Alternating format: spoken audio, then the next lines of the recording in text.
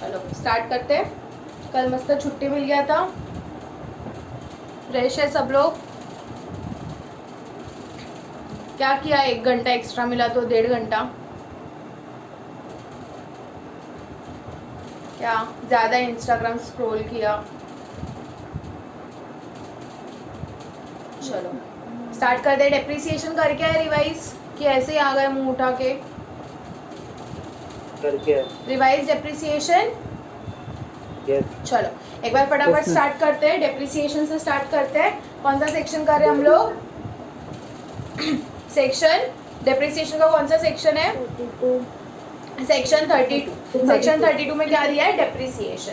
Now first of all ये जो depreciation है ये एज पर आईटी एक्ट है। ये जो डेप्रिसिएशन है वो कौन सा है? As per IT act. Income tax बोलता है तुम अपने अकाउंट्स में तुमको जैसे कैलकुलेट करने का करो, we don't care, we will not allowed that depreciation, we will allowed our depreciation as per IT act and calculation should be as per IT act. ठीक है, तो उसके लिए सेक्शन 32 डेप्रिसिएशन, तो ये क्या हो जाएगा आपका? अलाउड हो जाएगा एंड जो बुक्स में रहेगा वो डिसअलाउड हो जाएगा। नाउ सबसे पहले as per IT act for claiming depreciation there are 2 conditions. What are the two conditions? What is the first condition? Everyone unmute. Come on. Everyone. What is the first condition? Asset should be used for business or profession.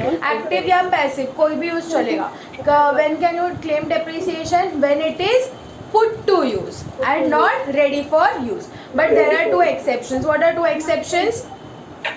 In case of standby machinery and emergency spares, वो case के अंदर हम लोग क्या कर सकते हैं? We can claim depreciation even though when asset is ready for use and not put to use. फिर second condition क्या है?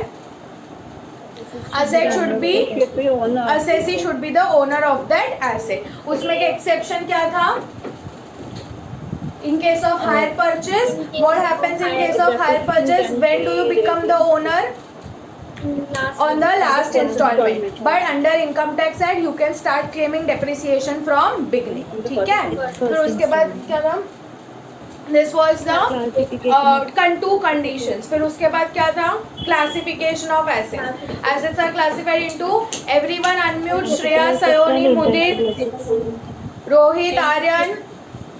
चलो, what is the classification of assets? Assets are classified into tangible and intangible. मेरा revision नहीं है, आपका revision है। Unmute करो, नहीं तो मैं कैमरा ऑन करने को लगाऊंगी। जिसका भी म्यूट रहेगा वो लोग कैमरा ऑन करेंगे। चलो आर्यन, मुदित, स्वप्निल, जानवी, कैमरा ऑन करो। चलो या तो अनम्यूट करो या तो कैमरा ऑन करो। आधे लोग ऐसे ही ज्वाइन करके निकल जाते हैं। चलो, what is the classification of asset? Assets are classified into tangible asset and intangible asset. Tangible asset में कौन से assets आते हैं? Building, furniture, plant and machinery. And intangible asset class 1, 2, 3 and class 4. उसके बाद क्या आएगा? Rate of depreciation. What are the rates of depreciation? First of all we start with building. In case of building, 3 categories. What are the 3 categories? Residential, general and temporary structure. What are the rates? 5, 10, 40. What are the rates? 5, 10, 40. 5, 10, 40. उसके बाद furniture and fittings. Furniture and fittings में what is the rate of percentage? 10%. Then we go for plant and machinery. Plant and machinery में सबसे पहला कौन सा asset है? Motor vehicle. Motor vehicle other use 15%. Hiring business 30%. पहले other use, पहले कौन सा है? मोटर व्हीकल, जो अदर यूज 15%, हायरिंग बिजनेस 30%। लेकिन यही मोटर व्हीकल अगर तुमने कौन से डेट से कौन से डेट तक acquire and put to use किया है? फ्रॉम 23 अगस्त 2019 टू 31 मार्च 2020, अगर इस पीरियड के बीच में acquire and put to use किया है तो लाइफ टाइम इन दोनों एसेट्स में 15% एक्स्ट्रा मिलेगा। तो 15 का हो जाएगा 30 एंड 30 का हो जाएगा 45। समझ में आया? फिर उसके बाद कौन सा है? शिप। शिप में कितना मिलेगा? 20%। एयरक्राफ्ट 40%। Computer and laptop 40%। फिर उसके बाद क्या था, बुक्स में कितना मिलेगा, 40%। Wind mills installed on or before 1 April 2014 and after 1 April 2014, तो 15%, 40%। फिर उसके बाद pollution control equipment 15%, other plant and machinery 15%, oil wells 15%, and intangible asset 25%। ठीक है, इसमें 2-3 चीजें याद रखने की थी। एक क्या थी कि अगर मोबाइल फोन है, it is not classified as computer, it is other plant and machinery, and उसके ऊपर 15% आएगा। लेकिन जो कंप्यूटर एसेसरीज है, कौन से प्रिंटर्स, फिर स्कैनर्स, यूपीएस मशीन्स, ये सब कंप्यूटर एसेसरीज है, so they will be categorise under computer and laptops, and उनके ऊपर 40% लगेगा। 40%। ठीक है, फिर उसके बाद is it mandatory or is it optional to claim depreciation? It is mandatory. ठीक है, जब एसएससी को मन आएगा तब वो करेगा, जब मर्जी कंटल आएगा तो नहीं करेगा, ऐसा नहीं है। It is mandatory to claim depreciation. फिर उसके बाद हम लोग ने देखा था method. What are the methods? First of all, if assessee is in the business of generation or generation and distribution of power, तो कौन सा method? They have the option to follow SLM और WDV मेथड। बाकी सबको कौन सा method follow करना है? WDV method. Then what is the system of calculation? अगर WDV मेथड फॉलो करते हो तो कौन सा सिस्टम फॉलो करोगे? Block of asset. SLM method follow करते हो तो कौन सा फॉलो करोगे? Individual asset method. What do you mean by block of asset? Same class plus same rate. It is a group of asset जिसमें same class plus same rate रहेगा। ठीक है, फिर उसके बाद क्या किया था हम लोग ने? WDV कैसे कैलकुलेट करना है, तो कहाँ से चालू होगा? सबसे पहले ओपनिंग WDV। कहाँ से चालू होगा? Opening WDV of the block. उसमें ऐड करेंगे cost of asset acquired during the year. It will be added into 3 classifications. What are the 3 classifications? Put to use for 180 days or more, put to use for less than 180 days, acquired but not put to use. ये 3 classification में add करेंगे। फिर उसके बाद जो भी answer आएगा उसमें से माइनस करेंगे, जो भी सेल्स कंसिडरेशन रहेगा, मनी रिसीवेबल जो भी रहेगा वो लेस करने के बाद जो अमाउंट बचेगा वो क्या आ जाएगा आपका? WDV for depreciation. क्या आएगा? WDV for depreciation. उसके ऊपर डेप्रिसिएशन कैलकुलेट करेंगे, लेस करेंगे depreciation, you will get closing WDV of the block. अब डेप्रिसिएशन कैसे कैलकुलेट करेंगे? जो WDV फॉर डेप्रिसिएशन आया है, from that you will do 3 categorisations. First क्या रहेगा? Acquired but not put to use. उसके ऊपर कितना depreciation? No depreciation. Second is put to use for less than 180 days. उसके ऊपर कितना depreciation? Half rate. And balance के ऊपर कितना depreciation? Full rate depreciation. Now ये जो हाफ रेट है, ये कहाँ पे लिखा है कि हाफ रेट मिलेगा? प्रोवाइजो में। कहाँ पे लिखा है? प्रोवाइजो। तो प्रोवाइजो टू सेक्शन 32 क्या लिखा है उसके अंदर? If asset is acquired and put to use for less than 180 days, तो उस साल में हाफ रेट मिलेगा। Acquired and put to use दोनों सेम ईयर में होना चाहिए, तो उस साल में हाफ रेट से मिलेगा। अगर एक्वायर्ड 1 साल किया है and put to use next year किया है और next year less than 180 days किया है, तो भी नेक्स्ट ईयर फुल रेट मिल जाएगा। ठीक है, if acquired and put to use दोनों भी सेम सिचुएशन में, दोनों भी सेम ईयर के अंदर है, तो ही लेस देन 180 डेज तो ही हाफ रेट से मिलेगा, and next year full rate मिल जाएगा। ठीक है, सिर्फ जिस साल में acquire and put to use किया है उसी साल में हाफ रेट मिलेगा, नेक्स्ट ईयर फुल रेट से मिल जाएगा। ठीक है, इसके बाद क्या किया था? अमलगमेशन वाला पॉइंट था। So in case of amalgamation, demerger वगैरह, वो सब केसेस के अंदर क्या करेंगे? First we will calculate the normal depreciation and फिर we will divide it into the ratio of proportionate to the number of days used by them. Assets used by them वो ratio में हम लोग उनको डिवाइड कर देंगे। फिर उसके बाद क्या था, कैपिटल गेन था इन case of block of asset. So first of all कब कैपिटल गेन अराइज होगा, when block of assets cease to exist।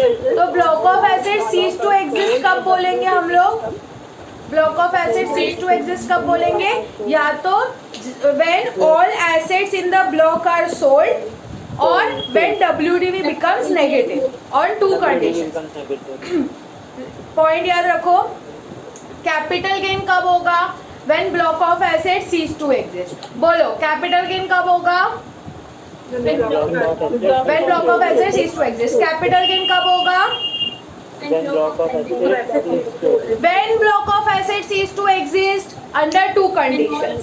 when block of assets cease to exist under two conditions। again when block of assets cease to exist under two conditions। first condition क्या है, all assets in the block are sold। first condition, all assets in the block are sold। second condition, WDV becomes negative। second condition, WDV becomes negative। again capital gain कब arise होगा, when block of assets cease to exist। when block of assets cease to exist under two conditions। पहला condition क्या है, all assets in the block are sold and second condition WDV becomes negative। याद रहेगा इतना, ठीक है। और वो केस के अंदर जब हम कैलकुलेट करेंगे तो WDV can be nil but it can not be negative. तो जब कैपिटल गेन आएगा तब क्या हम डेप्रिसिएशन कैलकुलेट करेंगे, नो, इधर कैपिटल गेन और डेप्रिसिएशन। अंडरस्टूड। फिर उसके अंदर 4 केसेस थे, वो 4 अलग अलग परम्यूटेशन कॉम्बिनेशन से हम लोग ने देखा कि कब कैपिटल गेन आएगा और कब नॉर्मल डेप्रिसिएशन आएगा। उसके बाद क्या किया था, सिर्फ नॉर्मल डेप्रिसिएशन मिलेगा, उसके साथ और क्या मिल सकता है, एडिशनल डेप्रिसिएशन। अब एडिशनल डेप्रिसिएशन प्रसाद है क्या जो सबको मिलेगा, नहीं, किसको मिलेगा, assessee who is in the manufacturing business और इन द बिजनेस ऑफ वो generation distribution and transmission of power. या तो जो मैन्युफैक्चरिंग बिजनेस में है या फिर जो जनरेशन डिस्ट्रीब्यूशन पावर वाले के अंदर है उनको मिल जाएगा एडिशनल डेप्रिसिएशन। कितना मिलेगा, 20%। किस पे मिलेगा, प्लांट एंड मशीनरी पे। कितना मिलेगा, 20%। कितना किस पे मिलेगा, प्लांट एंड मशीनरी। लेकिन वो प्लांट एंड मशीनरी कैसा नहीं होना चाहिए, सेकेंड हैंड नहीं होना चाहिए। फिर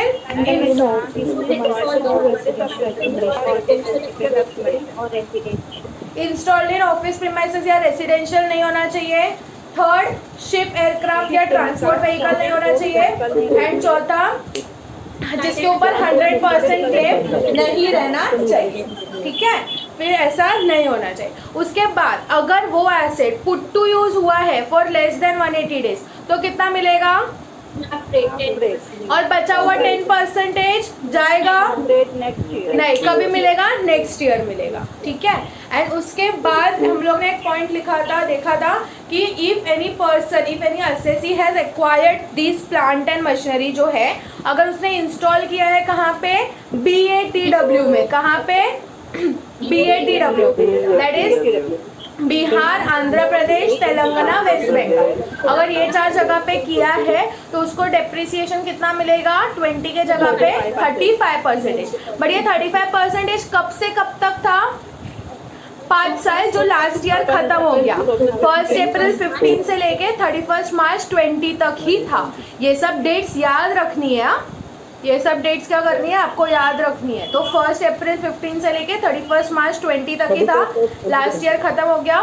तो अगर 20 तक उसने इंस्टॉल किया था तो उसको 35% मिलेगा।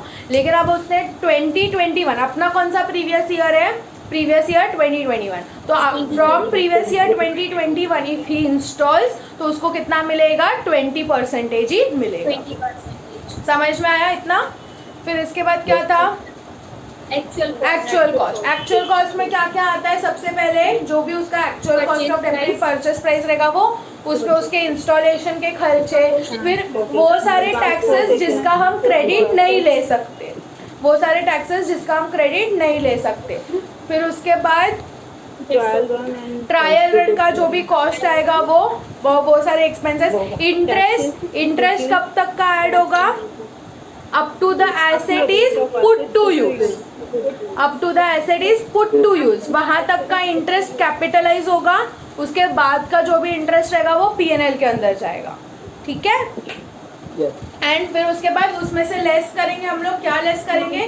जो भी ट्रायल रन प्रोडक्शन सेल करके जो भी इनकम आया रहेगा वो, या फिर कुछ गवर्नमेंट सब्सिडीज वगैरह रहेगा वो माइनस कर देंगे। Yes Rohit, yes government subsidy.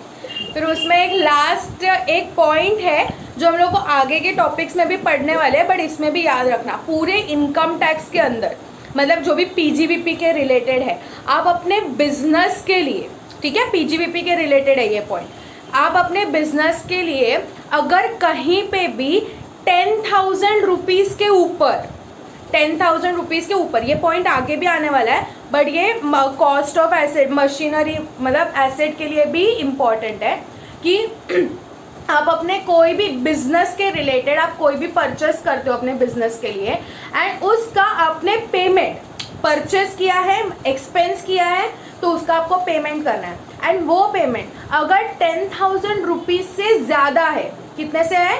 10,000 rupees से ज़्यादा है, एंड वो अगर आपने कैश में किया है, 10,000 रुपीज़ से ज़्यादा है, एंड वो अगर आपने किस में किया है? कैश में किया है, तो इनकम टैक्स उसको डिसअलाउ करता है, इनकम टैक्स उसको क्या करता है? डिसअलाउ करता है। लेकिन वो जो एक्सपेंस है वो सिंगल डे सिंगल पेमेंट के रिलेटेड है, मतलब जैसे कि अभी मेरा बिजनेस, अभी आप सीएस बन गए, आपने ऑफिस खोल दिया, अब ऑफिस में सब आपके जो भी एम्प्लॉयज़ वगैरह है उनको शाम का चाय नाश्ता वो सब रहेगा, तो वो सब तो आप कैश में ही करोगे, तो वो चलेगा, लेकिन कब तक? 10,000 रुपीज़ तक, ठीक है। लेकिन समझो एक दिन आपने अपने ऑफिस में पूजा रखा, वो पूजा का केटरर्स वगैरह बुलाया, पूजा के लिए आपने क्या किया? केटरर्स वगैरह को बुलाया, एंड वो केटरर्स ने उस पूजा का बिल आपको दिया 25,000 रुपीज़, खाना वगैरह रखा था उसका बिल दिया 25,000 रुपीज़, एंड वो 25,000 रुपीज़ अगर आप उसी दिन या फिर उसके नेक्स्ट डे कभी भी एक ही दिन में उसको 25,000 कैश में देते हो, तो वो एक्सपेंस आपका डिसअलाउड हो जाएगा, मतलब वो एक्सपेंस आप क्लेम नहीं कर सकते, ठीक है। लेकिन अगर उसको समझो मैंने एक दिन 7,000 दिया, दूसरे दिन 8,000 दिया और तीसरे दिन बैलेंस अमाउंट दिया, तो ऐसे चलेगा, अंडरस्टूड। सिंगल डे पे सिंगल पेमेंट अगर 10,000 से ज़्यादा है कोई भी चीज़ के लिए, अगर आप एसेट परचेस करते हो या फिर आप कोई भी चीज़ परचेस करते हो, अगर 10,000 से ज़्यादा है, single day single person single payment, ठीक है, तो इनकम टैक्स उसको डिसअलाउड करता है। समझो मैंने पूजा रखा था, अब मेरा केटरर्स वाले का बिल हुआ 8,000 रुपीज़, केटरर्स वाले का बिल हुआ 8,000 रुपीज़, एंड डेकोरेशन वाले का बिल हुआ मेरा 8,000 रुपीज़, दोनों का 8,000 रुपीज़ बिल हुआ। अब मैंने केटरर्स वाले को भी 8,000 कैश में दिया और डेकोरेशन वाले को भी 8,000 कैश में दिया सेम डे पे, तो ये चीज़ चलेगा कि नहीं चलेगा? चलेगा। क्वेश्चन समझ में आया?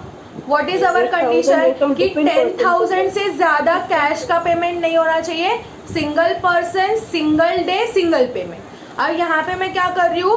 8,000 रुपीज़ कैश में दिया केटरर्स को, 8,000 रुपीज़ कैश में दिया डेकोरेटर्स को सेम पूजा वाले दिन, तो क्या ये दो एक्सपेंस में क्लेम कर सकती हूँ? Yes, the answer is yes, because दोनों क्या है? अलग अलग पर्सन है, दोनों क्या है?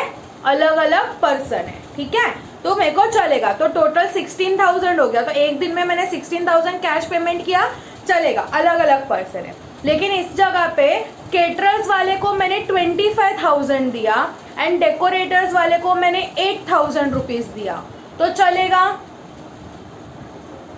केटरर्स वाले का नहीं चलेगा, केटरर्स वाले का एक्सपेंस मैं क्लेम नहीं कर पाऊंगी, बट डेकोरेटर्स वाले का एक्सपेंस हम लोग क्लेम कर पाएंगे। क्लेम कर सकते। Understood this much? 10,000 इंक्लूसिव है।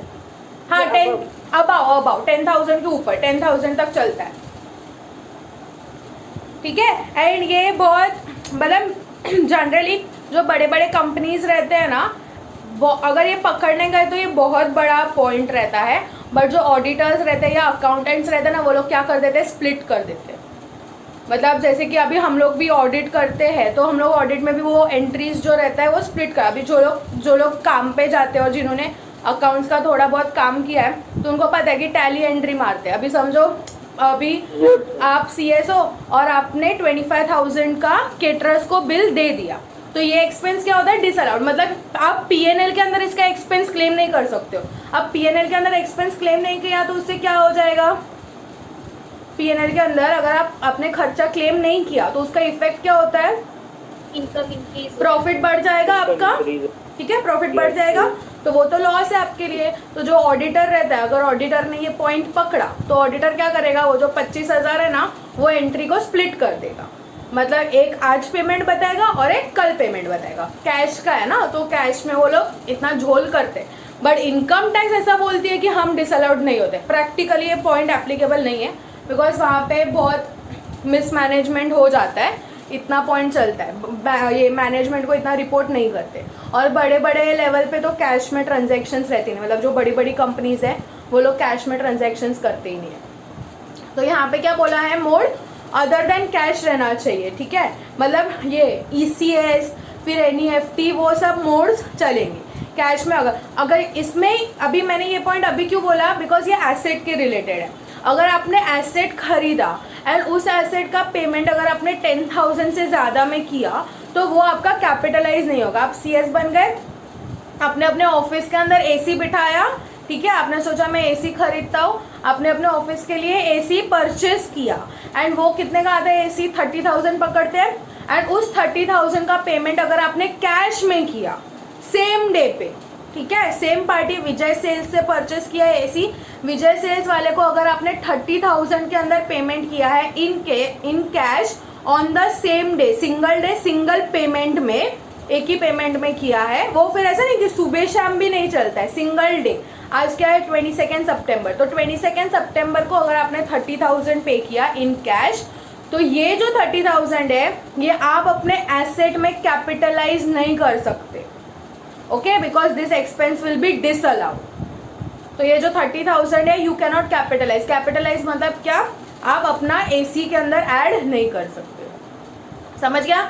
आपने कोई मशीनरी परचेस की बड़ी वाली, ठीक है, वो मशीनरी का जो पेमेंट था वो आपने बैंक से किया, लेकिन फिर मशीनरी इंस्टॉल हुई तो वो इंस्टॉलेशन का एक्सपेंस फॉर एग्जांपल आया 50,000 रुपीज़, एंड वो 50,000 रुपीज़ अगर आपने कैश में पे किया तो वो जो इंस्टॉलेशन का चार्जेस है वो आप कैपिटलाइज नहीं कर पाओगे। Is that clear, understood the point, ठीक है। ये आगे भी आएगा जब भी हम डिसअलाउंसेस सीखेंगे ना, PNL में देखो सीखा था expenses allowed and expenses disallowed, तो वो डिसअलाउड वाले पॉइंट के अंदर है, लेकिन यहाँ पे भी याद रखना, यहाँ पे क्यों इंपॉर्टेंट है, क्योंकि उतना एक्सपेंस एसेट के अंदर कैपिटलाइज नहीं होगा। गवर्नमेंट स्ट्रिक्टली इसको, इनकम टैक्स स्ट्रिक्टली इसको क्या कर देती है, डिसअलाउड कर देती है। Is that clear. उसके बाद क्या किया था, बस इतना ही किया था। फिर वो बैलेंसिंग चार्ज वाला था, वो कौन से केस में था, अगर आपका कौन सा एसेट है, if you are following which method, SLM method, individual asset method, जो पावर जनरेटिंग यूनिट्स है उनके लिए। तो उसमें हम लोग ने बेसिक समराइज पॉइंट लिखे थे 3 केसेस के अंदर। फर्स्ट वाला पॉइंट क्या था, टर्मिनल डेप्रिसिएशन कब होता है, जब आपका selling price is less then the WDV। Terminal depreciation कब होगा, your selling price is less then the WDV। फिर उसके बाद क्या था, वो deemed profit, balancing charge. Balancing charge कब होगा आपका, when your selling price is more than the WDV but less than cost. And last वाला केस क्या था, when your selling price is more than WDV and also more than cost. तो वो case में क्या आएगा आपका, बैलेंसिंग चार्ज भी आएगा और साथ साथ कैपिटल गेन भी आएगा। समझ गए इतना? चलो क्वेश्चन सॉल्व करते हैं, बाकी अपने क्वेश्चंस। आई होप अभी प्रोविजंस याद रह रहे थोड़े।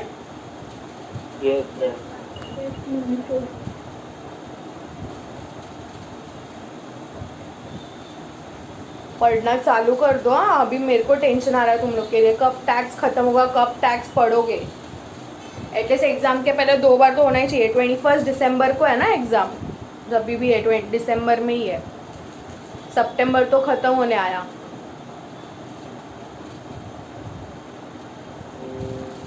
चलो 4th क्वेश्चन तक किया था ना, 14th तक किया था कल, परसों I mean.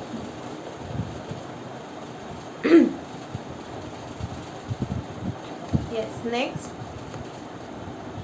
Depreciation, whether to be allowed on the purchase and installation of a fire extinguisher by a practicing CS in his office, even when the same is not put to use or used during the year of acquisition as stipulated under section 32 of the Income Tax Act 1961 will be dash. Question समझ में आया? Depreciation whether to be allowed on the purchase and installation of a fire extinguisher. Fire extinguisher मतलब क्या? Of a practising CS. तो first of all practising CS fire extinguisher क्यों रखेगा? एक minute में चार्जर लगा देती हूँ। बोलो, प्रैक्टिसिंग सीएस फायर एक्सटिंग्यूशर क्यों रखेगा? In case of emergency. In case of Emergency. Emergency के केस में रखेगा, ठीक है।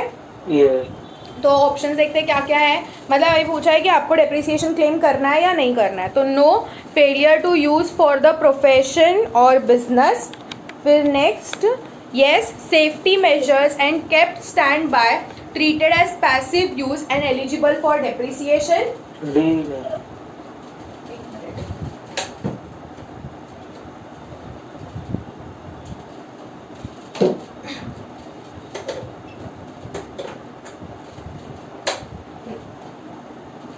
फिर next, yes allowable at 10% of the cost, yes allowable at 50% of the cost. What is the correct answer? Most appropriate answer B. Yes, because safety measures and kept standby. Next, a company engaged in the manufacture of, चलो मेरे को आप लोग बोलोगे इसका answer. A company engaged in the manufacture of steel balls acquired computers at a cost of rupees 3 lakhs on 10th July 2020. The depreciation allowance for the assessment year 21-22 under Income Tax Act 1961 would be dash. चलो करो calculator. Manufacturing company Yes. and acquiring computers.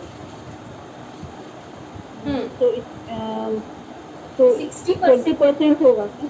60 कैसे आएगा? 40 plus 20 मतलब 40 नहीं 40 plus 20 नहीं है वो।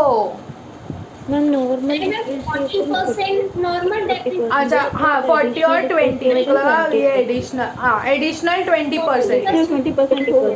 सो 1,20,000 plus 60,000 60,000, हाँ ऐसे। वो डायरेक्टली ऐसा 60% वाला कंसेप्ट मत लगाना, बिकॉज यहाँ पे ओपनिंग WDV नहीं है। ये तो एक ही ऐसे करके पूछा, अगर ओपनिंग WDV रहेगा तो 40% होगा कि नहीं होगा?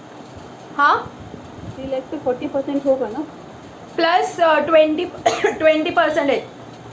कल हमने डिस्कस किया था ना कि जब तक वो लोग रेसिडेंस का पॉइंट नहीं बोलेंगे तब तक वी अज्यूम कि वो रेसिडेंशियल यूज नहीं है, इट इज फॉर मतलब प्रॉपर फैक्ट्री में ही इंस्टॉल किया है, तो एडिशनल डेप्रिसिएशन के लिए एलिजिबल है। हाँ तो मतलब 40% प्लस 20%। प्लस 20%। बाकी लोग, लड़कों में से तो मेरे को किसी का भी आवाज नहीं आता है, क्या करते क्या कैलकुलेशन करते नहीं समझ में आता है।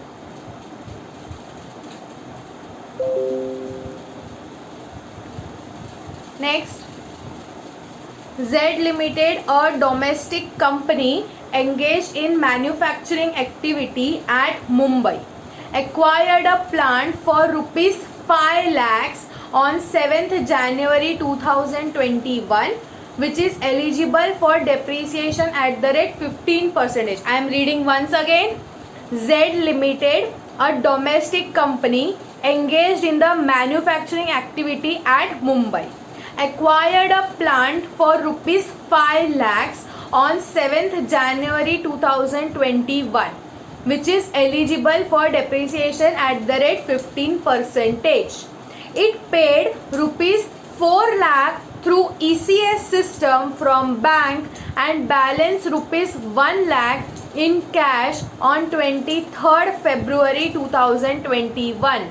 The plant was put to use on 12th March 2021.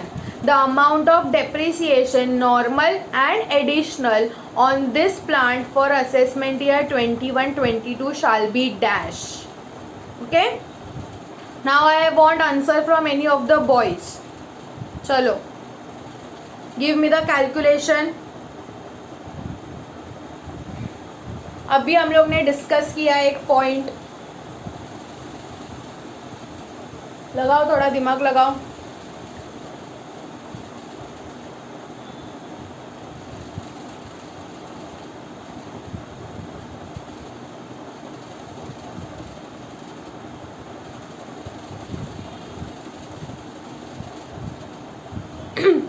Yes, very simple question.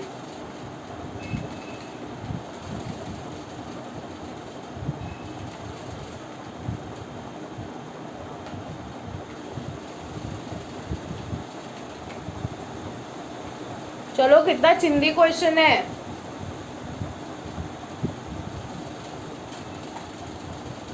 आया किसी को आंसर?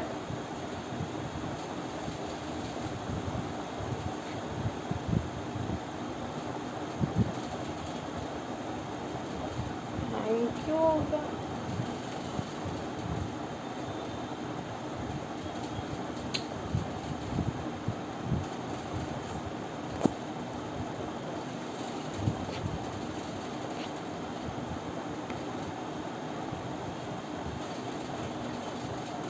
जिंदा है ना तुम लोग? मेरा आवाज सुनाई दे रहा है? तो रिस्पॉन्ड क्यों नहीं कर रहे हो? Yes boys. मुदित आया आंसर? No ma'am. क्यों? इतना सिंपल क्वेश्चन है. रीड करो, क्या है मुदित?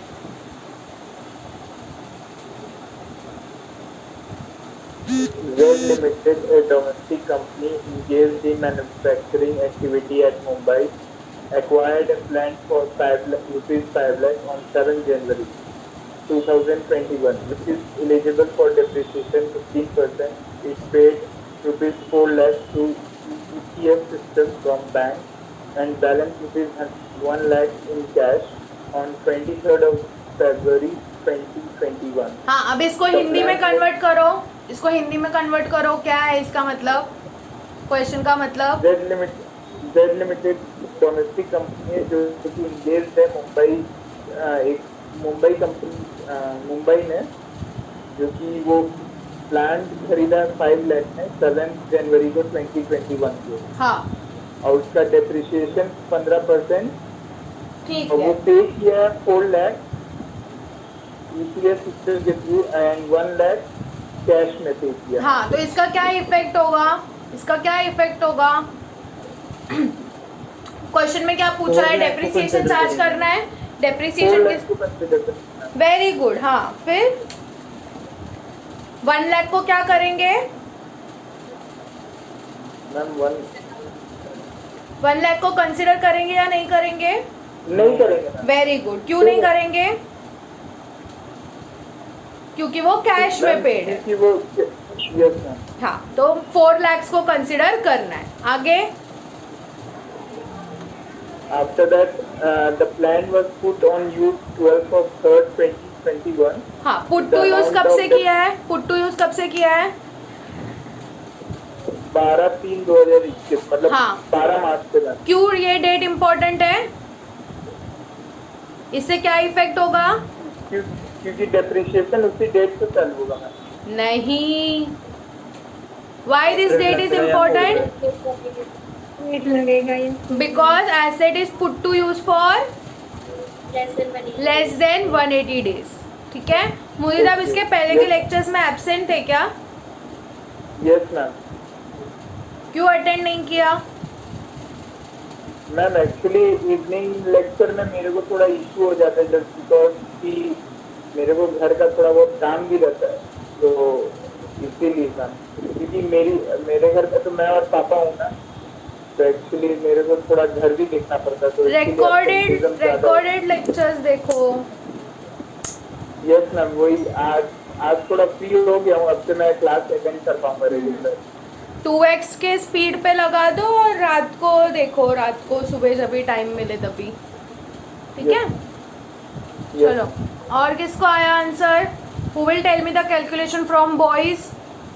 आ गया मैम. हाँ बोलो.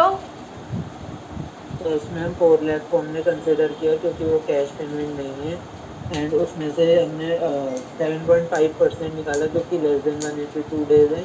Very good. आंसर आ गया 30,000. तो फिर उसके बाद एडिशनल डेप्रिसिएशन 10% लगा के 40,000 आया, तो टोटल करके 70,000. Very good. Understood everyone?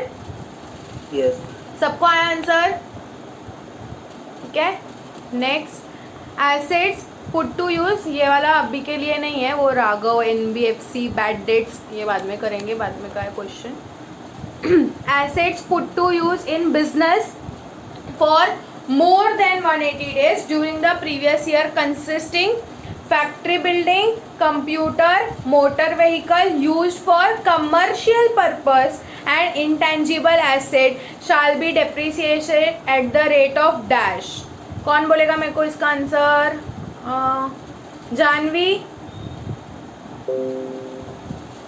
Janvi जिंदा हो? Yes ma'am. हाँ बोलो इसका answer.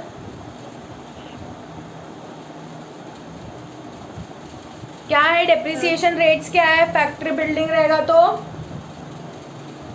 For factory building it will be 10%. Very good. For computers for computers it is 40%. Very good. Motor vehicle use for commercial purpose it is 30%. 30%. Very good. And intangible asset 25%. Very good. ठीक है, देख के बोला कि बिना देख के? बिना देखते. Very good. इसलिए वो कंफ्यूज हुई. मोटर व्हीकल्स अदर 50% एंड वो हाँ, commercial motor vehicle use for commercial purpose मतलब हायरिंग बिजनेस, तो कितना रेट आएगा? 30%. So factory building 10, computers 40, motor vehicle 30, intangible asset 25. Is that clear? Yes ma'am. Yes. Next लेते हैं. ये भी आप लोग ही सॉल्व करोगे. The WDV of the block of asset of plant and machinery. I am reading again. The WDV of the block of asset of plant and machinery depreciated at the rate 15% as on 1st April 2020 was of rupees 13,50,000. क्या दिया है ये? WDV. Opening WDV. क्या दिया है ये? Opening WDV. Out of this block one machine was sold on 1st July 2020 for ये 4,50,000 या 14 नहीं है, for 4,50,000 and a new machine of rupees 7,50,000 was purchased on 1st August 2020 which could be put to use from 1st March 2020. क्या दिया है? Out of this block one machine कभी sold किया? 1 जुलाई को. कितने में? 4,50,000 में. एंड नया मशीनरी खरीदा 7,50,000 में. कभी खरीदा? 1 अगस्त को. लेकिन पुट टू यूज कब किया? 1 मार्च को. पुट टू यूज कब किया? 1 मार्च को. इससे क्या यूज होगा? लेस देन लेस देन, ये जो 7,50,000 का मशीनरी है वो क्या हो गया है, लेस देन 180 डेज हो गया है. The amount of depreciation to be claimed on the block of plant and machinery in the computation of income tax will be dash. चलो बोलो मेरे को, करो कैलकुलेट.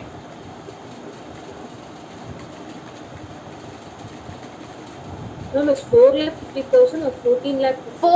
4,50,000, वो वन गलती से उधर टाइप हो गया. It is 4,50,000.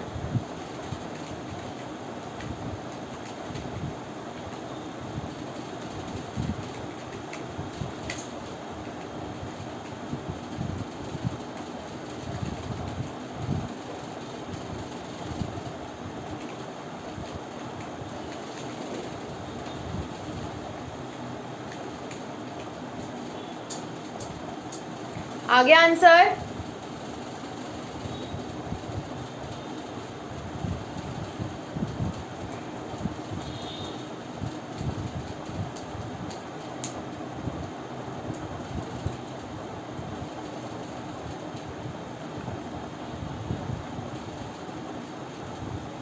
को कौन आंसर देगा?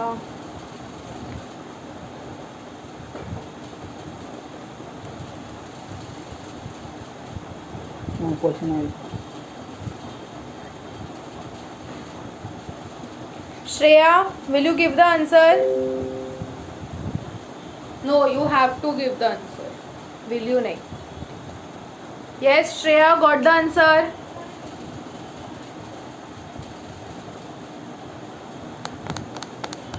Shreya, मैम मैं सोच रही थी. हाँ? Ma'am I am doing. Fast quick, इतना टफ नहीं है, इजी. कम ऑन, कल हम लोग ने इतने क्वेश्चंस तो किए सॉल्व. जो स्टेज में हम लोग ने रिवाइज किया है ना, वही स्टेप्स फॉलो करो क्वेश्चन सॉल्व करने के लिए. हम लोग जो जिस स्टेप्स के अंदर रिवीजन करते हैं, किया ना आज रिवीजन, तो जैसे रिवीजन किया है, रिवीजन याद करो, स्टेप्स अपने आप याद आ जाएंगे, अपने आप सॉल्व हो जाएगा.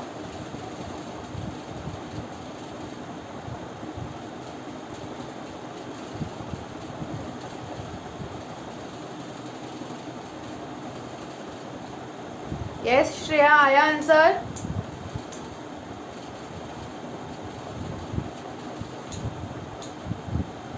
I am giving you 1 last minute.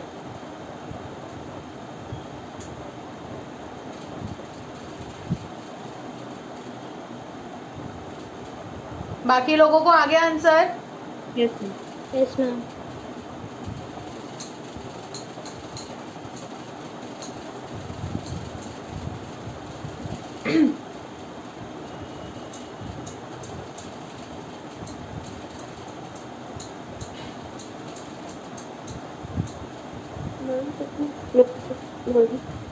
Louder please.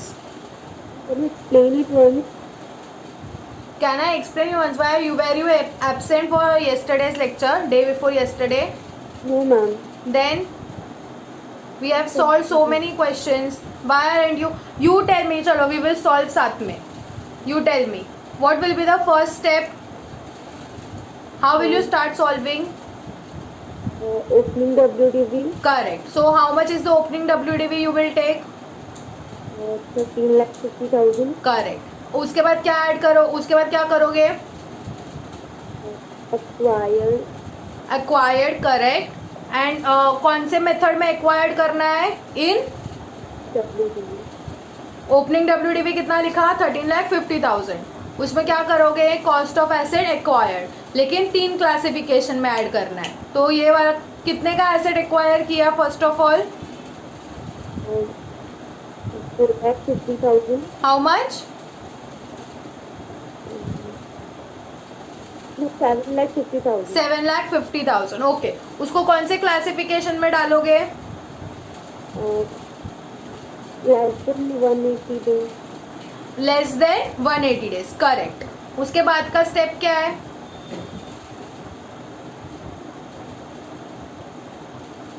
बोलो, अभी हम लोग ने रिवाइज किया था ना, उसके बाद का स्टेप क्या है? देखो नोटबुक में देखो, वो जो कंप्यूटेशन है वो देखो नोटबुक में। उसके बाद का स्टेप क्या है? Ma'am selling price of asset. Selling price. तो आपने कुछ एसेट बेचा है क्या? यस। यस। कितने में बेचा है? 4,50,000। तो वो उसमें से क्या करोगे? माइनस कर दोगे। करेक्ट। कितना मिला WDV? कैलकुलेट करो इसमें। कितना मिला? हम कर रहे हो 1 मिनट। हाँ,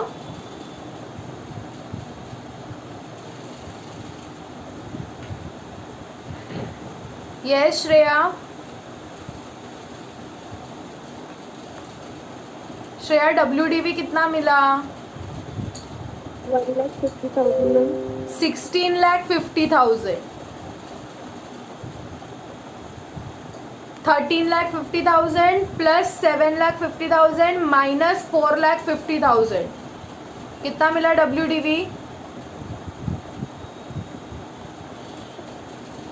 okay, now this I am explaining it for the last time to everyone. Pay attention जिसको भी आंसर नहीं मिला है। फर्स्ट ऑफ ऑल हम लोग रिवाइज कौन से मेथड में करते हैं, वही स्टेप्स फॉलो करना है। क्या आएगा सबसे पहले? सबसे पहले क्या आएगा? Opening WDV। कितना दिया है ओपनिंग WDV क्वेश्चन में? 13,50,000। उसके बाद क्या स्टेप रहता है अपना? Shreya pay attention, this is for you. उसमें क्या करेंगे हम लोग? ऐड करेंगे acquired, cost of asset acquired. लेकिन ऐसे ही एक्वायर्ड ऐड नहीं करना, उसको 3 क्लासिफिकेशन में 1, 2, 3। तो उसमें से अपना वाला किस में बैठता है? Less than 180 days. कितना है लेस देन 180 डेज? 7,50,000। ठीक है, टोटल करेंगे कितना आएगा? 21 lakhs। इसमें से क्या करेंगे? What is the step? Follow the computation. Computation में क्या स्टेप है इसके बाद? Less selling price. Selling price. कोई एसेट बेचा है आपने या कुछ उड़ गया है, मतलब डिस्ट्रॉय हो गया है, उसका इंश्योरेंस का पैसा आया है, ऐसा कुछ है क्या? Any money you have received, that means your asset is going out and your money is coming in, ऐसा कुछ है? यस। कितना है?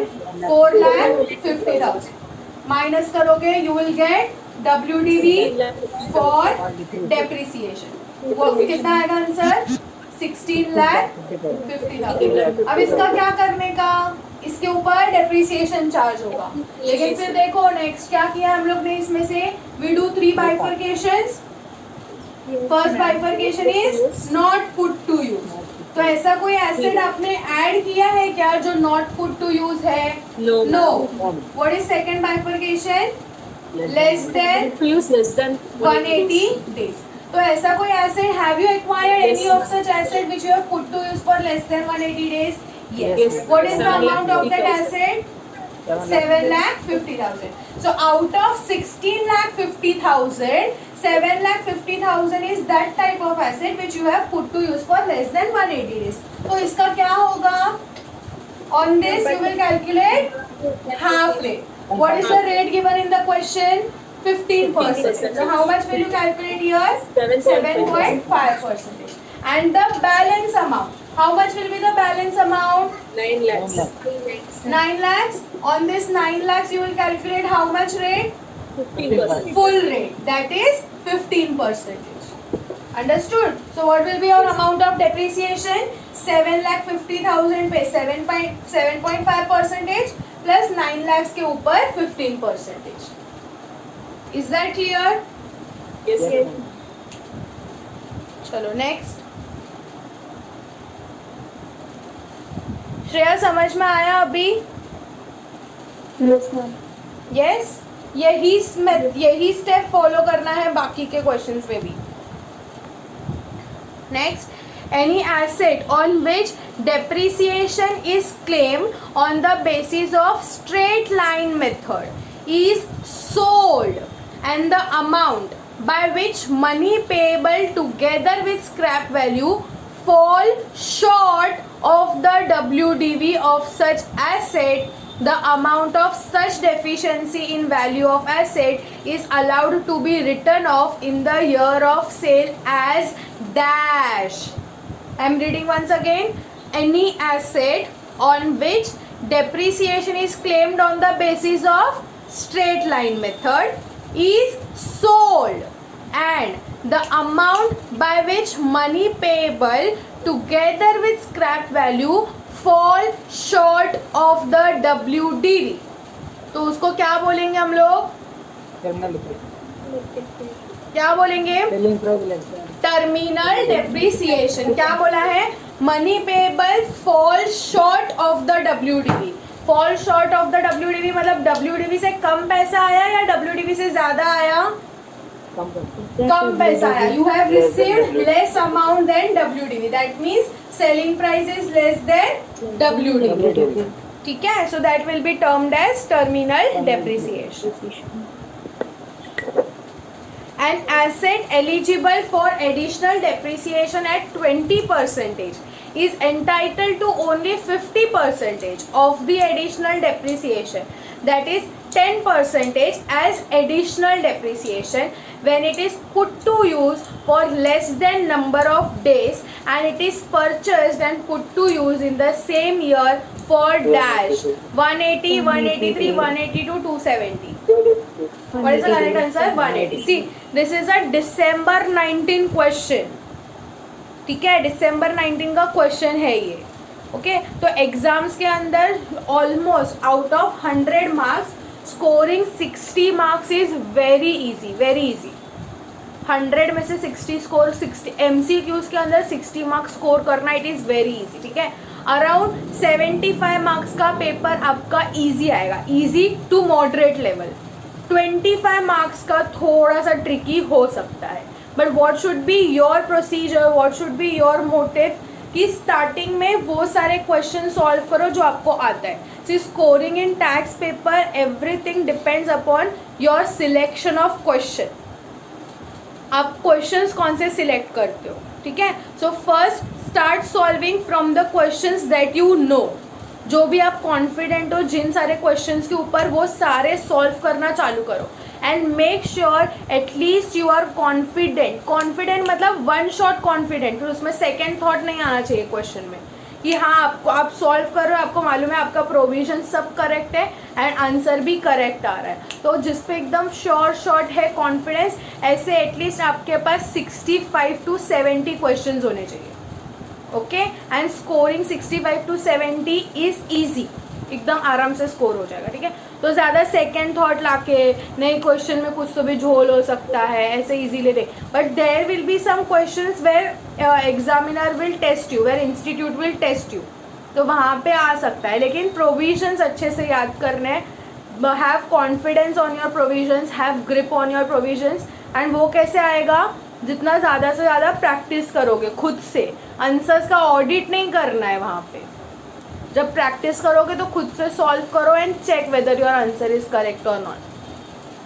चलो नेक्स्ट वाला क्वेश्चन आप लोग ही सॉल्व करोगे. The WDV of a block of asset of plant and machinery subject to depreciation at the rate 15% as on 1st April 2020 was of rupees 27,50,000.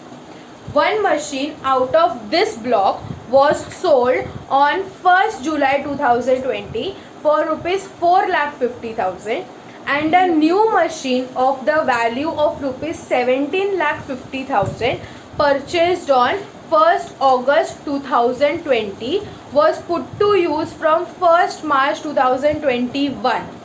The amount of depreciation to be claimed on the block of plant and machinery in the computation will be dash. पढ़ा सबने question कि मैंने मेरे लिए पढ़ा? क्या दिया है? ओपनिंग WDV दिया है, एक एसेट बेचा है 4,50,000 में, एक एसेट परचेज किया है 17,50,000 में, जो पुट टू यूज किया है from 1st March. Calculate the amount of depreciation. Yes, tell me amount of depreciation. I want answer in 2 minutes and मेरे को आंसर चाहिए साक्षी से. Yes Sakshi, are you there? And question. हाँ एक मिनट, पहले साक्षी से जवाब आने दो. Sakshi, are you there?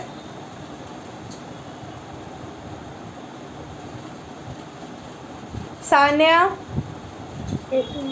या फंस गई जवाब देके. चलो, I want answer from you Sanya.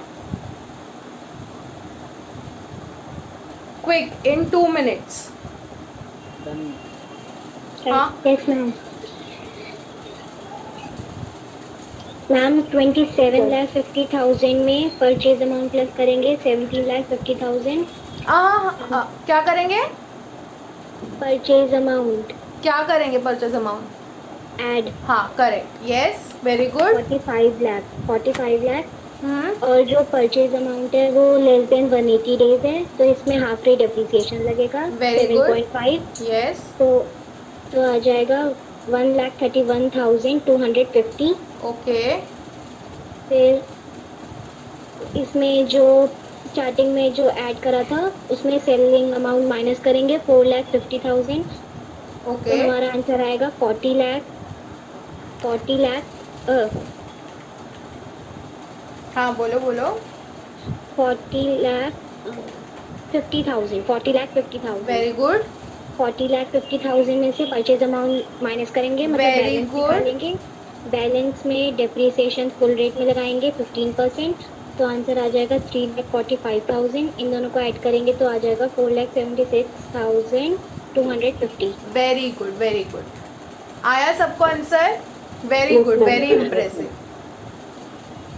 सबको आया? बाकी लोगों को? Yes ma'am. ठीक है. Next, rate at which depreciation shall be allowed in case of. इसमें मेरे को एक बोलना था सान्या कि आपने जो बीच में ही 7,50,000 पे कर लिया, ठीक है, आपको आंसर करेक्ट आया. लेकिन अगर समझो कभी आपका जो WDV है वो 7,50,000 से कम हो गया, जैसे कि एग्जाम्पल आपने यहाँ पे परचेज कितने का किया, 27, ओपनिंग था आपका 27,50,000, ठीक है. इसमें आपने परचेज किया कितने का, 7,50,000, ठीक है. कितना आता है इसका टोटल? 17 lakhs ना. 27,50,000 प्लस 17,50,000, 45 लाख, ठीक है. अब आपने क्या किया, यहाँ पे ही उसको 7.5 चार्ज कर दिया, करेक्ट, 17,50,000 पे. एंड बाद में जो अमाउंट आया उसमें से आपने, आपका ये करेक्ट था, मेथड करेक्ट था. लेकिन इन केस कभी ये सिचुएशन हुआ कि अभी जो सेलिंग प्राइस है यहाँ पे 4,50,000 है, बट अगर मैं आपको बोलूँ कि इसका सेलिंग प्राइस 20 लाख है, सेलिंग प्राइस क्या है 20 लाख, तो अब क्या होगा? अगर मैं आपको बोलूँ सेलिंग प्राइस 20 लाख है, तो अब उसका WDV कितना बचेगा? 15 लाख, 25 लाख बचेगा, ठीक है. तो अब क्या करोगे आप, 7.5 पे आपने 7.5 कर लिया. अब इसमें से माइनस 17 अगर आपने अभी जो मेथड फॉलो किया वो, अगर उसमें से ये माइनस करोगे तो फिर ये नेगेटिव अमाउंट आएगा और वो सब प्रॉब्लम होगा, ठीक है. जबकि करेक्ट सॉल्यूशन क्या है, करेक्ट सॉल्यूशन क्या है, ये यहाँ पे नहीं, पूरे 25 लाख पे 7.5% आना चाहिए. आई होप आपको समझा पॉइंट. Why? बिकॉज अब अगर हम लोग इसमें से बाइफर्केशन करेंगे, 20 यहाँ पे 25 है ना, मेरे को यहाँ पे कम अमाउंट चाहिए, यहाँ पे 17 लाख से कम चाहिए. एक मिनट, 25, 30 लाख माइनस करूँ, हाँ 30 लाख माइनस करते हैं. Suppose if the selling price is 30 lakh, तो कितना आएगा यहाँ पे नीचे? 15 लाख आएगा अभी, Yes. ठीक है. अब क्या होगा, व्हाट शुड बी द, अगर हम लोग अपने प्रोसीजर से जाएंगे तो क्या होगा, इसमें से यहाँ पे पुट टू यूज वाला तो कुछ नहीं है, लेस देन 180 डेज वाला कितना अमाउंट है, 17,50,000, बट आपका WDV कितना बचा है, 15 लाख. तो मैं 15 लाख में से 17,50,000 नहीं निकाल सकती हूँ, Yes. करेक्ट. तो लेस देन 180 डेज में पूरा कितना जाएगा? 15 लाख. ये हमने परसों डिस्कस किया था. तो ये पूरे के ऊपर 7.5 आना चाहिए एंड बैलेंस तो कुछ बचा ही नहीं, तो वहां पे नहीं जाना चाहिए. ठीक है. लेकिन श्रेया अगर आप यहाँ पे ही इसको 17.5 दे दोगे तो फिर आप कंफ्यूज हो जाओगे कि यहाँ पे बैलेंस कितना आएगा, जबकि 15 लाख पे पूरा 17.5 आना चाहिए. Yes. अंडरस्टूड. अदरवाइज आप क्या करोगे, ये 15 लाख है, 15 लाख तक पहुंचोगे, उसमें से 17.5 तो माइनस ही नहीं होगा एंड फिर here you will get confuse. ठीक है. तो प्रेफरेबली अगर पॉसिबल हो सके तो ये वाला फॉलो करना, बिकॉज इन केस, ठीक है यहाँ पे इंस्टीट्यूट ने इजी क्वेश्चन पूछा है, बट इन केस अगर ये टाइप का क्वेश्चन पूछ लिया तो कंफ्यूजन नहीं होना चाहिए. ओके. तो make sure you follow the same procedure. पहले ओपनिंग WDV, फिर कॉस्ट ऐड करो, यहीं पे डेप्रिसिएशन मत चार्ज करो, यहाँ पे जो आएगा सेलिंग प्राइस कुछ है माइनस करो, WDV आने दो, फिर ये WDV को इस 3 पार्ट्स के अंदर बाइफर्केशन करो एंड फिर डेप्रिसिएशन चार्ज करो. It will take your half a minute extra, but at least it will save you from doing mistakes. Okay. Yes, ma'am. Yes.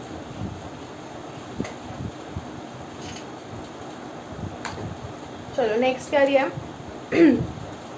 Rate at which depreciation shall be allowed in case of ocean going ships including dredgers, lugs, barges, survey launchers and other similar ships used mainly for dredging purposes and fishing vessels with wooden hull as per Rule 5 under the Income Tax Act 2021.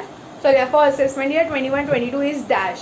कितना depreciation charge करोगे ships के ऊपर? 20%. ठीक है. समझ गया इतना? Okay. अब इसके नीचे थोड़े से कंसेप्ट दिए हैं जो कॉम्पोजिट इनकम के रिलेटेड है. कॉम्पोजिट इनकम मतलब आपका वो business income and agriculture income, T, coffee, rubber वाला. ठीक है. तो वो एक बार चार्ट याद कर लो, देख लो. टैक्सेबिलिटी हम लोग ने कौन सा किया था? पहले क्या था? Manufacturing of rubber. उसमें फर्स्ट क्या आता है? Taxable income and examined income. ये हम लोग ने एग्रीकल्चर इनकम वाले में कवर किया है, वही यहाँ पे है. क्यों? वहाँ पे क्या था? वहाँ पे क्या पढ़ रहे थे हम लोग? एग्जाम्पशन. यहाँ पे हम लोग क्या पढ़ रहे हैं? Business income which is taxable. So it is relevant there also, it is relevant here also. Okay. So income from manufacturing of rubber. So in that case, how much is your business income taxable? 35%. And how much is your agriculture income exempt? 65%. Next, income from ये T, coffee, rubber वाला. तो पहले क्या था? T, coffee, coffee में क्या था? Grown and cured. उसमें कितना आएगा? 25, 75. दूसरा है coffee grown, cured, roasted and grounded. उसमें कितना है? 40 and 60. And next is income from manufacturing of T. तो टी के केस में कितना है? 40 एंड 60. ठीक है. तो यहाँ हम लोग ने सिर्फ ये वाले रेट्स याद रखने हैं, बाकी वाला तो ऑटोमेटिक है. 35, 25, 40, 40. फर्स्ट क्वेश्चन दिया है. Mrs. Rose derives rupees 5,40,000 by way of income from the sale of coffee grown and manufactured in India. The income chargeable to tax would be dash. Grown and manufactured. क्या आएगा? grown and manufactured है तो सी. अब यहाँ पे grown and cured है या फिर grown, cured, roasted and grounded, क्योंकि grown तो दोनों के अंदर है. ठीक है. तो एज पर देखने जाएंगे तो 25% भी करेक्ट है एंड 40% भी करेक्ट है. ओके. क्योंकि यहाँ पे सिर्फ ग्रोन वर्ड यूज किया है, सिर्फ ग्रोन एंड क्योर्ड या grown, cured, roasted and grounded नहीं यूज किया. ग्रोन है तो ग्रोन तो दोनों के अंदर भी है, मैन्युफैक्चर एंड सेल दोनों भी हो रहा है. Okay. So here B and C both is correct. Next है सी. ये थोड़ा सा इम्पॉर्टेंट टाइप का है. Ballu paid rupees 1 lakh to Raj for the purchase of standing crop, that is paddy. He harvested the produce, that is by incurring expenditure of rupees 25,000. He sold the said paddy for rupees 1,80,000 to a trader. his other income for the year ended 31st March was rupees 5,60,000. The total income of Balu is dash. वापस पढ़ते हैं. बलू ने क्या किया? He paid 1 lakh to Raj for the purchase of standing crop. मतलब उसने क्या किया? एक कुछ तो भी क्रॉप्स रहेंगे. किसके थे? राज के. जो बलू ने क्या किया? उसको 1 लाख रुपीज़ दिया एंड वो परचेस किया. वो जो पैडी था वो परचेस किया. फिर उसने उसको हार्वेस्ट किया बाय इंकरिंग एक्सपेंडिचर ऑफ 25,000 का और खर्चा किया. पहले राज को 1 लाख रुपीज़ दिया, उसके पास से वो पैडी खरीदा, फिर उसको ठीक किया, हार्वेस्ट किया, उसके लिए और 25,000 रुपीज़ गया. फिर जो पैडी बचा वो उसने कितने में बेचा? 1,80,000 के अंदर. तो उसका इनकम कितना रहेगा? इनकम कितना रहेगा? इसमें से 1,80,000 का सेल किया है, उसमें से उसको बाकी जो दोनों खर्चे किए हैं उसका उसको डिडक्शन मिल जाएगा. तो 1,80,000 माइनस 1 लाख जो उसने परचेस किया है वो, माइनस 25,000 जो उसने एक्स्ट्रा एक्सपेंडिचर किया है अपने मैन्युफैक्चर ये हार्वेस्टिंग वगैरह के लिए, वो माइनस हो जाएगा. तो 1,80,000 माइनस 1 लाख माइनस 25,000. तो ये 55,000 क्या हो गया? उसका इनकम हो गया. प्लस उसके अलावा और उसका कौन सा इनकम है? 4,60,000 का अदर इनकम. तो वो 4,60,000 ऐड कर देंगे. तो उसका टोटल इनकम कितना मिला? 5,15,000. Understood everyone? Yes, ma'am. Yes. Next, Mr. Ramesh engaged in the business of growing and manufacturing of tea. Growing and manufacturing of tea in India received rupees 2 lakhs from the tea board towards the replacement of tea bushes destroyed by forest fire. Amount received from tea board by Mr. Ramesh is dash. Liable to tax, exempt from tax, 50% is exempt from tax, 25% is exempt from tax. उसको 2 लाख रुपया क्या हुआ है? Tea board से मिला है, लेकिन किसके बिजनेस में है वो? Growing and manufacturing of T. तो वो 2 लाख रुपीज़ क्या हो जाएगा? पूरा का पूरा taxable. Next, income of an 2 lakh पूरा का पूरा क्यों होगा? हाँ 2 लाख पूरा का पूरा क्यों होगा? हाँ पूरा का पूरा टैक्सेबल हो जाएगा. उसको ये जो 2 लाख रुपीज़ है वो उसने बिजनेस से नहीं कमाया है अपना, उसको टी बोर्ड के पास से मिला है. ठीक है. अगर वो टी मैन्युफैक्चर करके बेचता तो हम लोग उसमें बाइफर्केशन करते, वो 40-60 वाला, लेकिन ऐसा यहाँ पे नहीं हुआ है. तो ये 2 लाख रुपीज़ उसको टैक्सेबल हो जाएगा. Next, income of an assessee engaged in the business of growing and manufacturing of tea in India is taxable to the extent of dash. कितने पे टैक्स लगेगा टी मैन्युफैक्चरर को? हाँ भूल जाओ, सब भूल जाओ. कितने परसेंटेज पे लगेगा? टी मैन्युफैक्चरिंग ऑफ टी कितने पे लगेगा? 40% पे. 40%. Next, Pawan reports net income of rupees 5 lakhs from the activity of growing and manufacturing of rubber. How much of such income is to be treated as non-agriculture income? See, here the examiner can play with the words. क्या पूछा यहाँ पे? How much of such income is to be treated as non-agriculture? Non-agriculture मतलब taxable की exempt. Taxable. Non agriculture income मतलब taxable. Agriculture income तो exempt है. क्या पूछा यहाँ पे? नॉन एग्रीकल्चर इनकम मतलब टैक्सेबल बिजनेस इनकम ढूंढना है. तो उसका नेट इनकम कितना है? 5 लाख. कौन से बिजनेस में है वो? Growing and manufacturing of rubber. कितना परसेंटेज आएगा? सी बिजनेस इनकम के ऊपर कितना है? 35. एंड जो एग्रीकल्चर इनकम है विच इज एग्जाम्ड उस पर कितना है? 65. तो how much will be taxable? 35. तो 5 लाख का 35%. ठीक है, समझ रहे हैं सबको?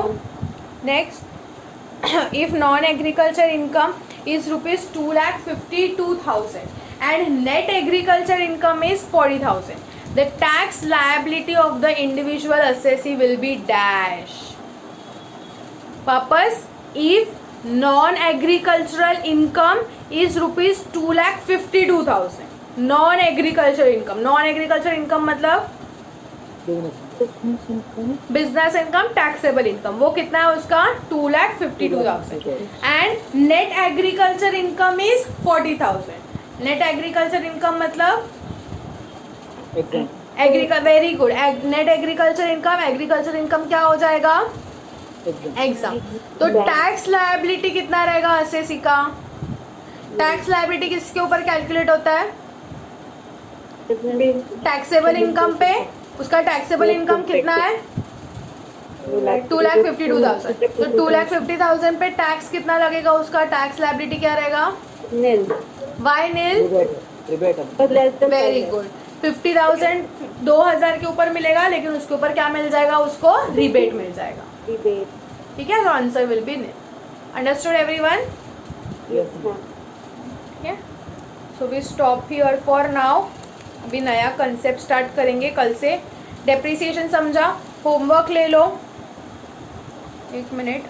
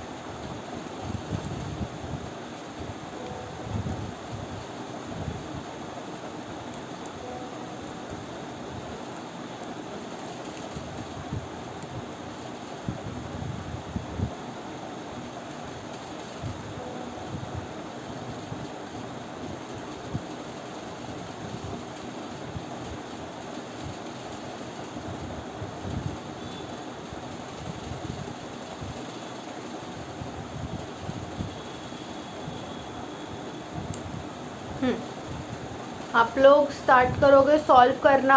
जो कंबाइंड एमसीक्यू है उसमें you will start solving from question number 13. ठीक है. कहाँ से स्टार्ट करोगे? क्वेश्चन नंबर 13 से.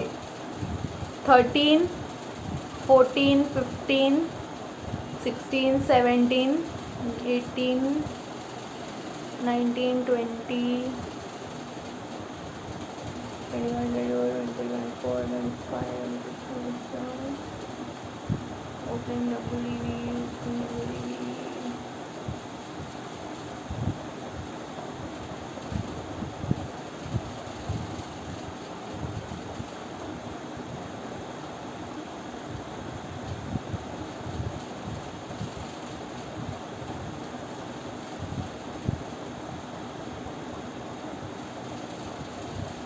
Ingredient and black gradient. Who created the file or they gave you the file?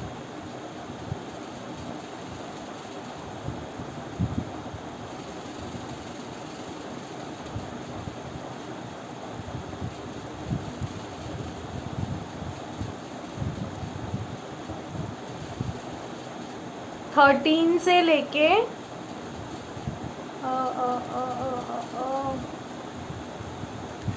49 तक. क्वेश्चन नंबर 13 से लेके 13 से लेके 49 तक.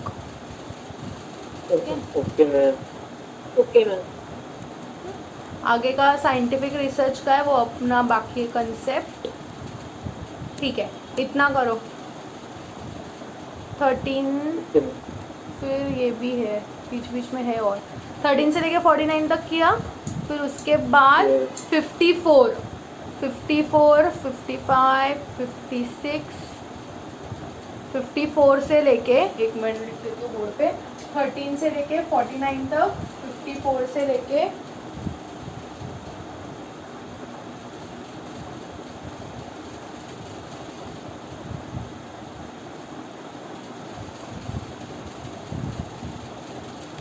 ठीक है यहाँ तक कर दो बस.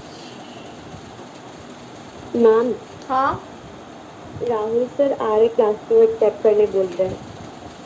अच्छा ओके, एक second.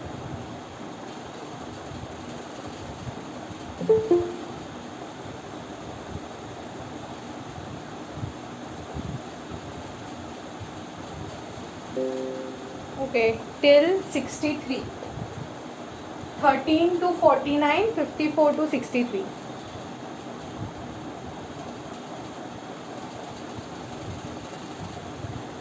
Okay, everyone, got the homework? Yes, ma'am. Yeah. Yes, ma'am.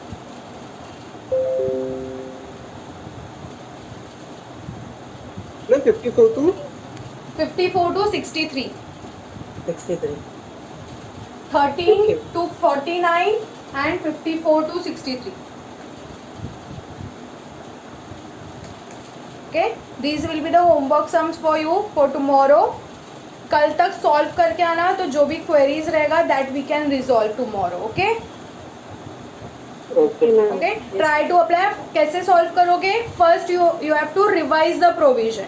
पहले प्रोविजन रिवाइज करना, it will hardly take 10 minutes. तो पूरा डेप्रिसिएशन का प्रोविजन रिवाइज करना, उसके बाद ही क्वेश्चन सॉल्व करने जाना. डायरेक्टली क्वेश्चन सॉल्व करने मत जाना. Okay Okay, ma'am.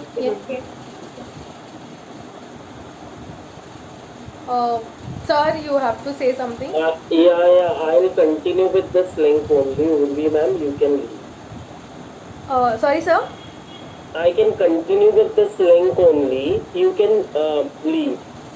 Okay okay sir. Okay, I'm Yeah. taking class. या okay, Okay, thank you. Bye everyone. Thank you, ma'am. Thank you, ma'am.